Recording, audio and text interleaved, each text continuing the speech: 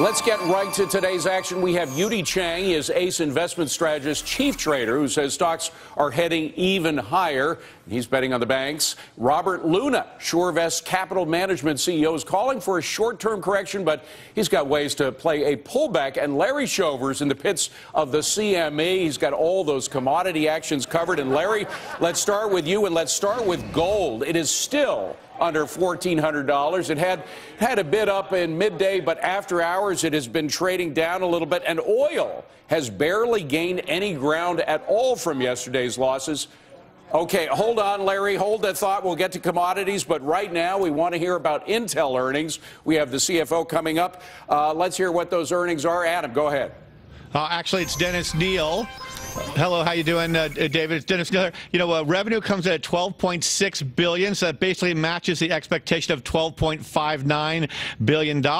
But the big surprise, I think, is going to be that Intel's earnings per share fall 1 penny shy of Wall Street expectations, coming in at 40 cents instead of 41 cents per share from Intel. Of course, that company getting buffeted by the slowdown in PC and laptop sales as everyone moves over to tablets and iPhones, and especially people going to be watching for how their PC division did. I don't have that number just yet. If I get it, I'll let you know, David. Right. My old Forbes on Fox friend, how could I not know, is Dennis Neal. By the way, it looks, as we're looking at after hours jump in the stock's price, that the weak results have already been factored into a lot of what's happening with Intel. We're going to be specific about asking questions with the CFO coming up just a second. David, but bottom line is that after hours trading is up on Intel. Go ahead, Liz. Indeed. Part of that may be that you may remember that in the last quarter, people got a little concerned and freaked out that Intel had said that they would spend for capital expenditures $13 billion for the year. Now they're downscaling that. They're now saying that they will only spend $12 billion on things like new plants and upgrading old plants, so they have cut $1 billion off that. That maybe perhaps has calmed down some investors and analysts who felt that $13 billion, when the PC market appears to be at least shrinking a little bit, would be a little too excessive. So they are now saying that they will cut about $1 billion from their prior expectation of full-year capex at the moment. This stock, as you can see, moving higher in the aftermarket session. Let's go to Larry Shover. Larry, we're going to get more details about all the new products that Intel has online, particularly a new very fast computer chip. But why do you think the bad news is being taken so well by the market?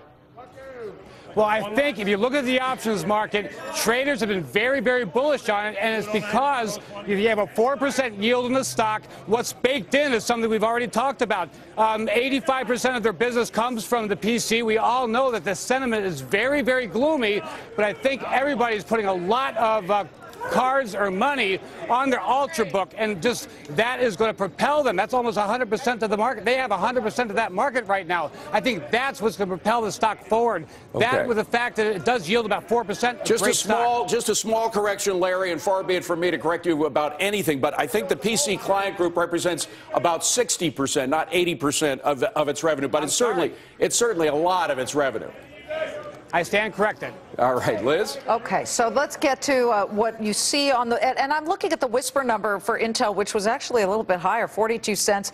But we want to let people know we are waiting on Yahoo numbers. That's important. But Larry, can I just ask you your gut reaction on what happened today in the markets? To see this sort of comeback, I think, is pretty significant, a recoup of a big chunk of yesterday's losses.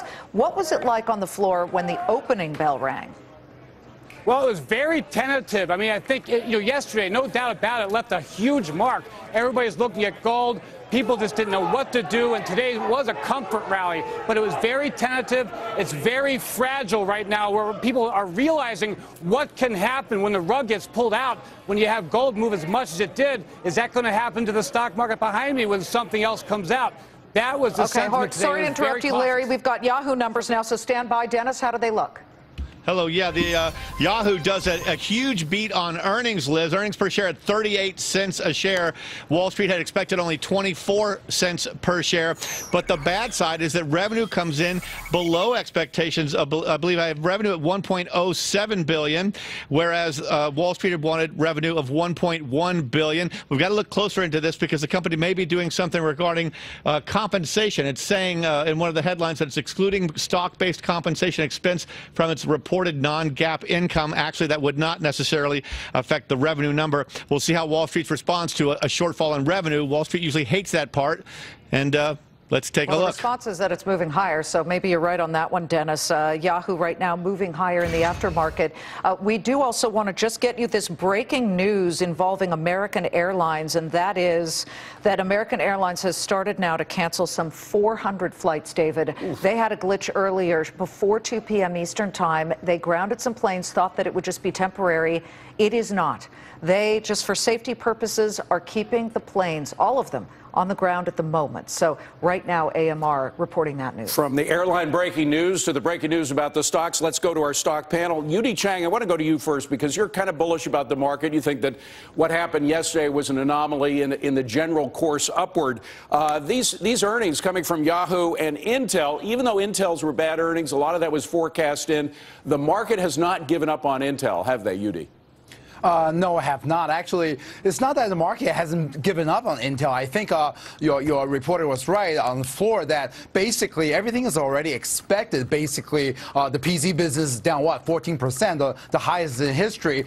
They can't come up with their chips. That's supposed to be so great. And their mobile strategy is failing. So all that, though, I think had already been baked into the price. So from that point on, it's the new news that's going to affect the stock price. So that's why I think basically these stocks has pretty much made a new. I think the overall market is saying that, on the short-term basis, it was a little bit overdone. We came up about 15% from the low back in October. Right. So on this recent turmoil, we're taking some profit off the table. Robert, do you think it was overdone? I mean, you're a believer in a correction, at least near term, are you not? So how much more to go on a correction if you believe that? Yeah, I don't think yesterday was really necessarily overdone. It was a pretty small pullback. We got close to 2% on the S&P. The correction I've been talking about is somewhere between about 3 to 5%. While I say that, though, I'm not the only one. There's a lot of people looking for this 3 to 5% correction, and the fact of the matter is that just may not come because so many people are looking for it. So if that's the case, you just want to be a little bit more selective with your stock selection and look for stocks like Intel where you have a situation where you have dividend yield that's higher than normal right now. You have valuations that are very cheap relative to the market. And most importantly right now with Intel and other stocks, expectations that are set very low. So even if they come out with lackluster reports during the earnings season, those stocks still have a catalyst to move higher. That 4% dividend looks awfully good. Okay, Yu-Dee, let's go into some stock picking with you. Last time you were here, by the way, in March, you picked Boeing. Boeing has been up 11%, so kudos on Boeing. However, you were also big on housing, Pulte Homes and Toll Brothers, and they've had some losses since you were here last. But we had good news today on the housing front. Do you still believe in Toll Brothers and Pulte? Oh, yeah, absolutely. I think out of the housing sector, as evident today, that's just data, David. But if you really think about it, every place I travel, whether it's New York City, Miami, Washington, D.C., where I live right now, just look around you. I think housing, although stocks recently pulled back a little bit because they had such huge events from the lows already, but comparing to the highs that they made back in 2007, they still have a long way to go. Okay, but let's get to the point, though. You like Goldman, you like Capital One, you like D.R. Horton as your home play there, and Toll Brothers, correct?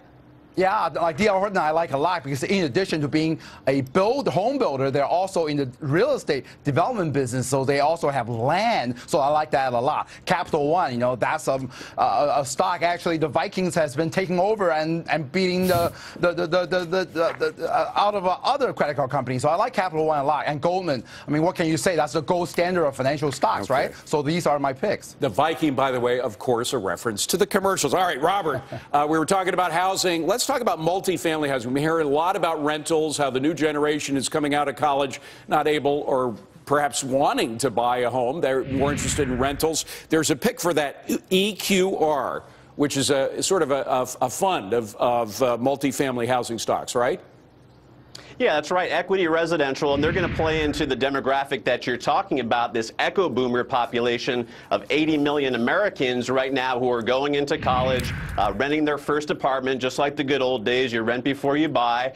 And, right now, equity residential, Yu-Dee was talking about some of these top areas like Washington, D.C., Los Angeles, high barrier to entry areas, and that's exactly where equity residential is placed right now. So we really like that area a lot, and the fact fact that they are landowners, developers, that tangible asset that we think people are going to move into replacing gold is going to do well. EQR is the stock symbol. Remember that. Thank you, Yu-Dee Chang and Robert Luna. Good to see you both. Larry Shover, we're going to check in with you in a couple of minutes for the S&P futures close. Thanks, Larry.